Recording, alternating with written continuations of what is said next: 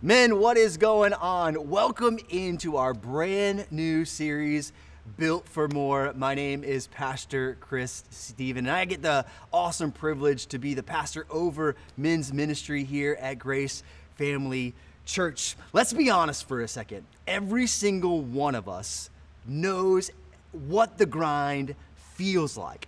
Every day we're juggling work, our responsibilities with our family, our responsibilities with our finance and deadlines that we have with work. And when we get to all of those things, sometimes we get to the end of it and we ask the question, am I really built for more than the life that I'm living?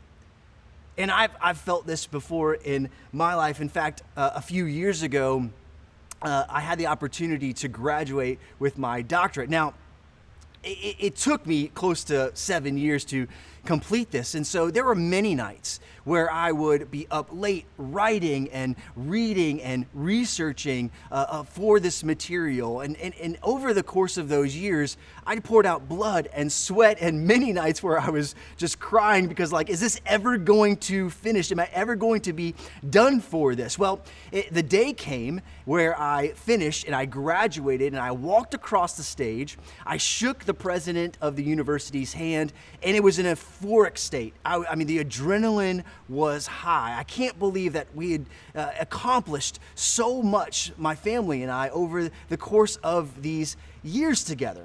Well, just as that euphoric state rose, within a week, it had plummeted to the depths. I was exhausted, almost to the place of being sick, and I was asking the question, like, what is happening to my body? What is happening to my soul? And what I found is that it left me feeling empty.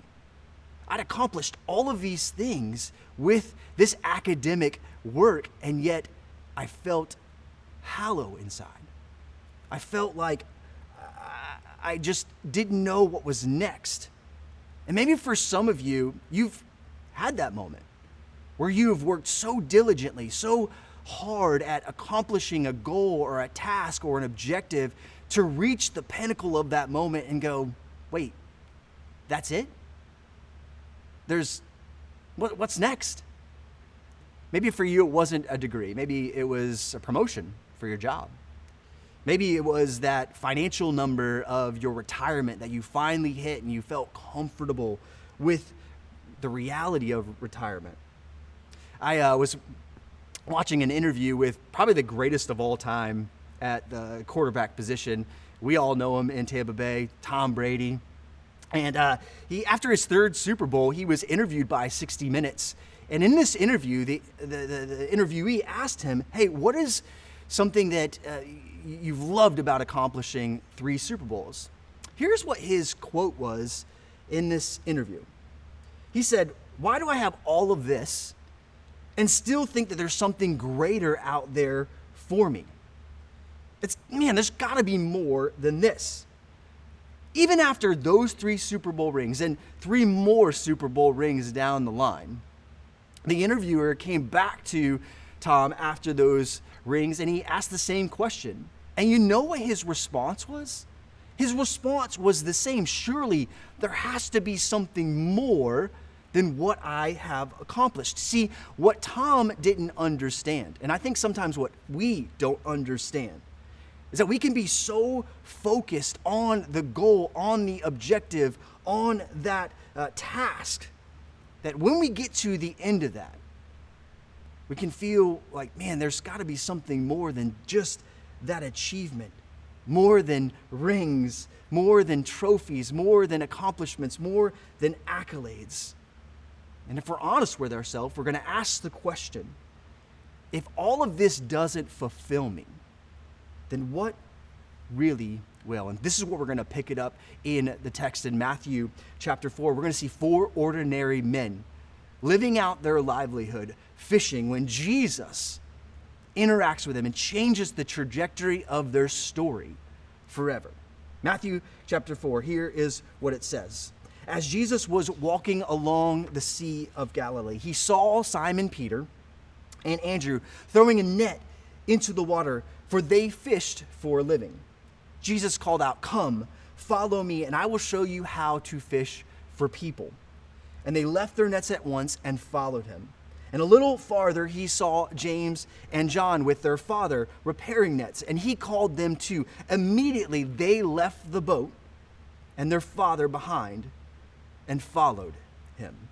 A few things we can't miss here about Jesus' calling to these 4 disciples. This is a radical call. This is completely different than the cultural context of the day when it came to rabbis. See, normally a rabbi would be asked to be followed.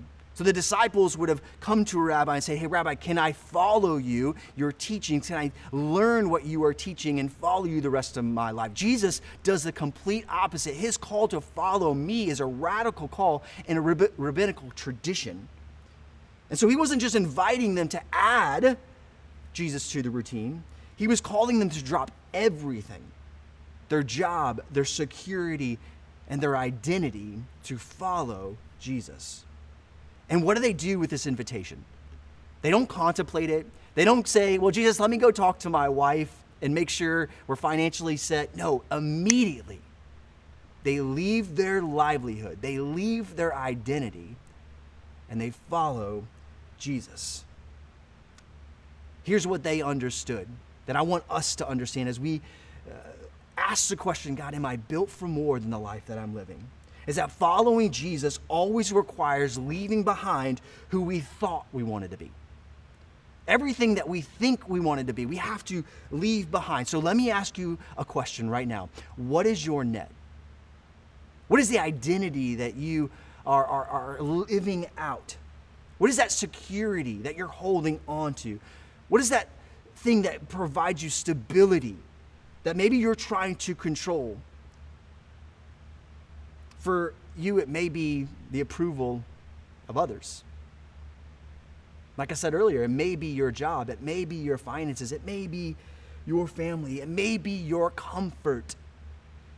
But can I just tell you,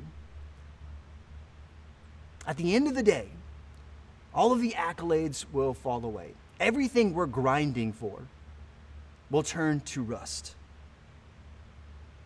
And at the end, we have to be willing to settle for who Jesus is calling us to be.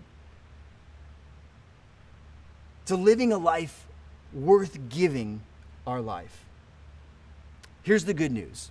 Just like the disciples stepped into a bigger story than what they were living, you and I can do that right now. He's not trying to rob us of what's good. He's wanting us to walk into what is greater. And so this week, as we lean into our discussion, ask yourself, what am I settling for? What am I built for more with? Start naming those nets that you need to drop. Start discussing that with your table. Write it down, share it, and pray over it this week. My prayer for you during this series is that you would understand that you are built for more. I can't wait to hear about the stories of what comes out of your discussions this semester and how you're going to be built for more.